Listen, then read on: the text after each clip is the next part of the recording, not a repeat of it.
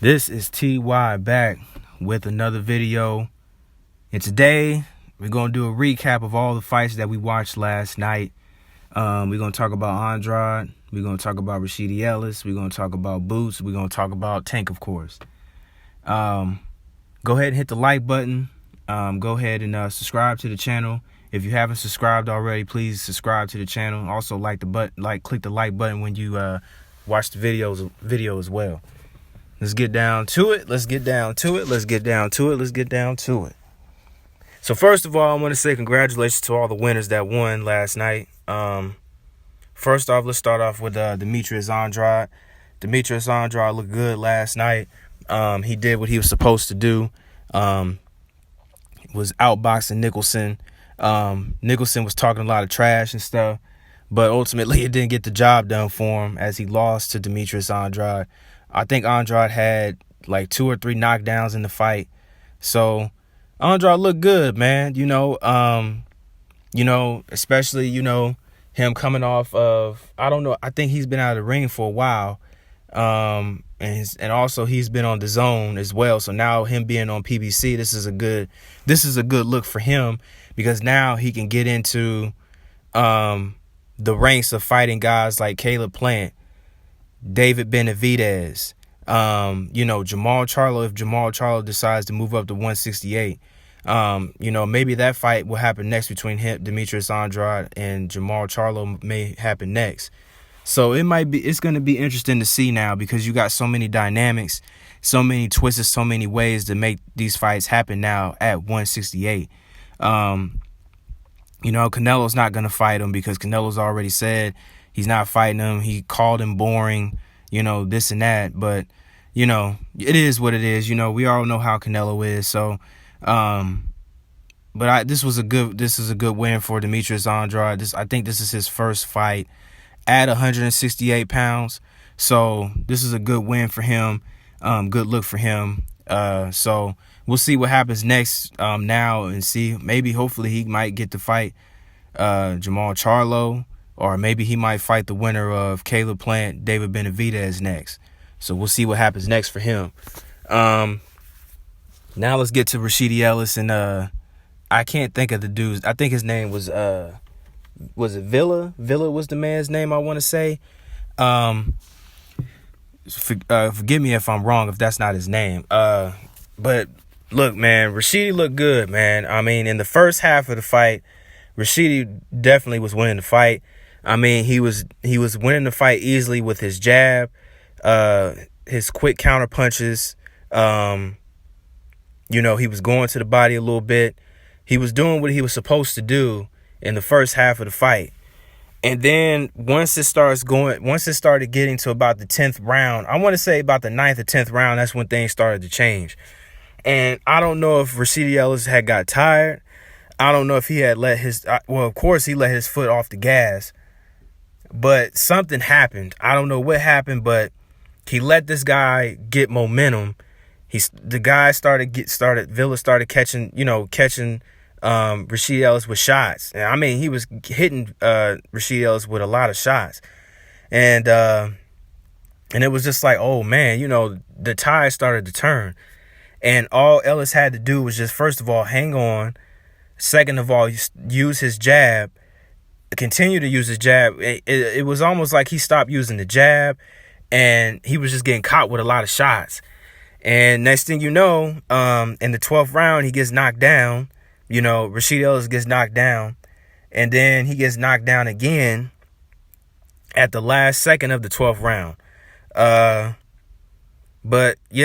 And then also, towards the end, at the end, they gave Villa the majority decision. So, I mean, obviously this is tough. I mean, of course, I thought Ellis won the fight. I thought he did enough to win the fight. But, it's one of those things where, this is one of those things where you can't take any opponent lightly. You can't keep your foot off. You can't take your foot off the gas as well. When you got somebody, you got to continue to stay on them. You can't let your foot off the gas, because when you do that, you giving them a chance to get back in the fight, and then they can catch you with a shot, and then something like this could happen. You either get knocked down or you can get knocked out. So it's better for you to just go ahead and just, finish the fight out the way that you can and get it over with and not play around with anybody. But, like I said, I thought Rashidi Ellis won the fight. I thought he did enough to win the fight. But, this is boxing, of course. This is what boxing does. Boxing tends to do this. So, that's why you cannot play around when you in a fight with somebody, because you don't know if they're going to give you the rounds or if they're going to give you the win. So this is a tough loss for Rashidi. It's back to the drawing board for him. Of course, he's going to have to go back to the bottom again and work his way back up and try to, get back into being a contender again. This is unfortunate for him because also this is his first fight on PBC as well. So, this is unfortunate for him, because this was like his breakout fight, to put everybody on notice at 147 pounds. So it's very unfortunate, but, there's nothing to hang his head over. He just got to, he just has to get himself back, back to the drawing board and, get back at it again. I don't know if that guy is going to give him a rematch or not. I don't see it. Maybe he does. I don't know. We'll see what happens. But, it's just one of those things that, you just have to, you can't take any opponent lightly. You got to be serious, man. And you can't take your foot off the gas. You got to stay on your opponent's neck at all times. And if you can't get him out of there, get him out of there, But the guy came to fight. The guy he wasn't about to lay down for Rashidi Ellis at all. And a few of the members of the LDBC was saying that, this was going to be a tough fight for Rashidi Ellis, and it absolutely was. So it was not easy, man. It was not easy for Rashidi Ellis in this fight. He had the fight, man. He had it right there, and he just let it go by not, using his jab and not doing what he's supposed to do. But, I'm not trying to bash the brother or nothing like that. I'm not trying to do any of that. I'm just saying that, you just got to get back to the drawing board and go back at it again. Now let's talk about Boots Ennis and this Kareem. I can't even say the man's name, but Boots got the win last night. Of course, I know a lot of people were disappointed that Boots didn't get like a dominant knockout fashion that, I'm sure that he won it, and I'm sure that the fans won it. The fans was booing and stuff, but this is boxing, man. This stuff happens, Everything's not gonna go the way you want it to go. And that's one thing that this whole fight card really in general showed throughout the night, was that everything ain't just gonna go the way you think it's gonna go. And these guys came to fight, they wasn't about to lay down. They wasn't about to lay down. This Kareem cat came in and, he's from the Ukraine, so he did a lot of movement. He was doing a lot of running. He was, getting away from Boots. Boots was trying to, throw looping, right hooks at this man and trying to throw everything he could at him, and he was missing. And the guy was just getting out of the way. He wasn't trying to get caught with any of Boots' shots. Boots was doing a good job by trying to put pressure on him. But the thing that I noticed about Boots was that there's some things that Boots got to work on. But before I get to that, this was the first time that Boots had got past 6 rounds. And it's also the first time he's been the distance. No, he's been the distance before. It's just been a while since he's been the distance. But this guy, he came in and he did a lot of circling around the ring. He wasn't trying to let Boots hit him at all. And like I said, Boots was trying to do everything he could to try to get him out of there, but the guy wasn't having it. Boots did catch him with some shots, but it wasn't phasing the guy. The guy just still kept moving.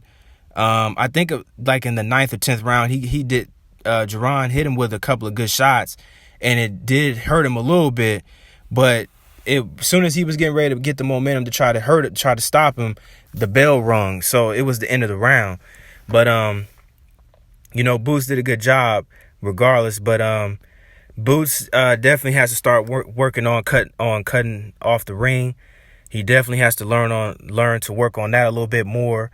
he's got to work on his defense a little bit more too, because he was getting caught with some shots by this guy as well.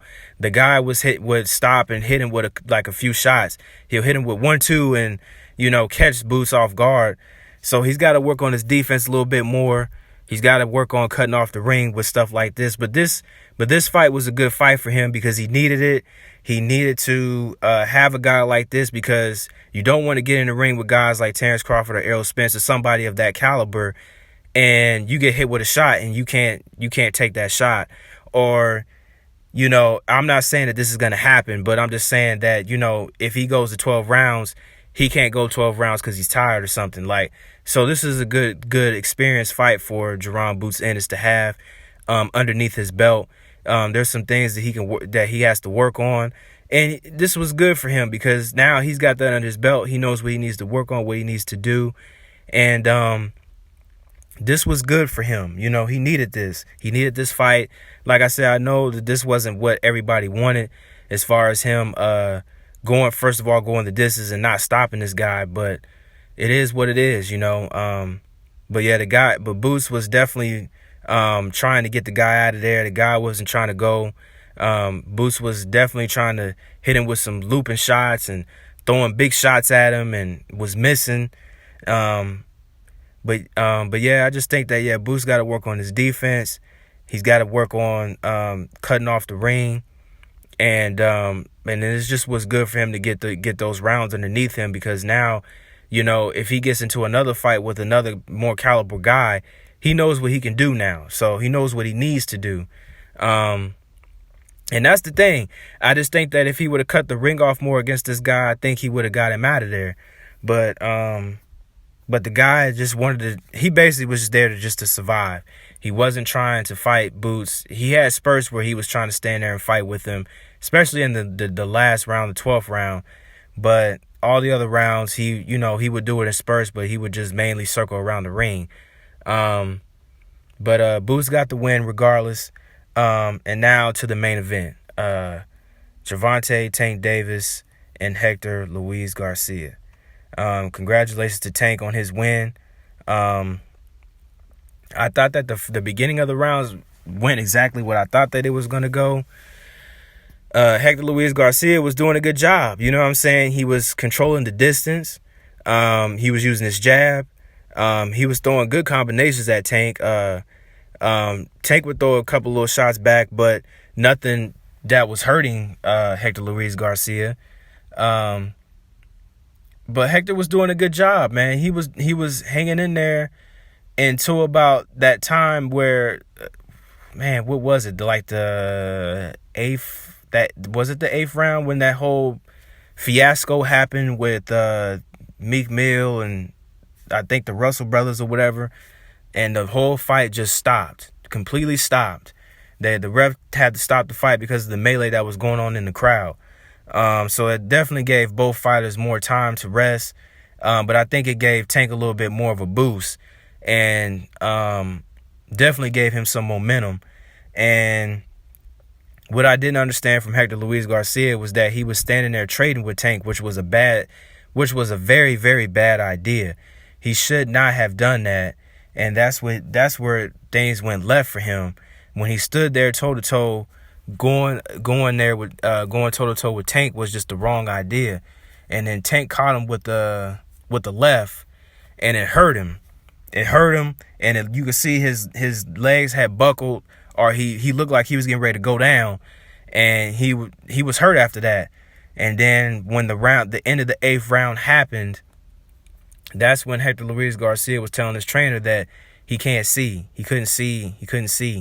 And then that's when the fight was stopped, or the fight was called off. He retired in his corner after that. So I believe that he had some sort of concussion or something like so that some sort of thing where he just got a concussion or something like that. So congratulations to Tank. Tank pulled it off. And it happened. I called it, man. I say either 8th or 9th round. If you check out my video, I said it was going to be in the 8th or 9th round where he was going to get him. So it's crazy that happened. I didn't expect him to retire him in the corner, but it happened though. But so congratulations to Tank on that win. Excuse me. Congratulations to Tank on the win on that. But yeah, it was a good fight. And I guess now we're gonna see what happens between Tank and now Ryan Garcia. Do I believe that fight is gonna happen? No. I just don't see the fight happening, man. To me, I believe the fight is a publicity stunt. I believe the fight is it's just a way of them just making this fight because they have an excuse to say, oh, well, we're fighting each other. And then all of a sudden, they're talking about, the fight's going to happen in April. But, we'll see, man. Maybe it does, maybe it don't. But to me, honestly, I just don't see the fight happening. I don't see it because I can already see it. They're going to say that they're in negotiations, and then all of a sudden the fight just couldn't happen. So now they're going to be fighting other opponents. So just like they've been doing the last couple of years. So I don't see it happening, but we'll see what happens next. I definitely want to see Tank fight Shakur. I definitely want to see Tank fight definitely Devin Haney. But I think that to me, honestly, I'm gonna be honest. Though Tank did pull this out, Tank is dangerous. If Tank hits you with a shot, Tank will get you out of there. He will. But it just goes back to what I've been always thinking, that I really do believe Dev and Shakur is going to be the ones that's going to give Tank problems.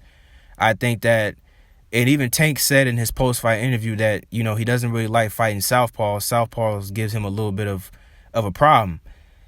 Shakur is a southpaw, so I believe that fight is going to be a problem for him. And with Shakur being a boxer, that's going to be a problem for him.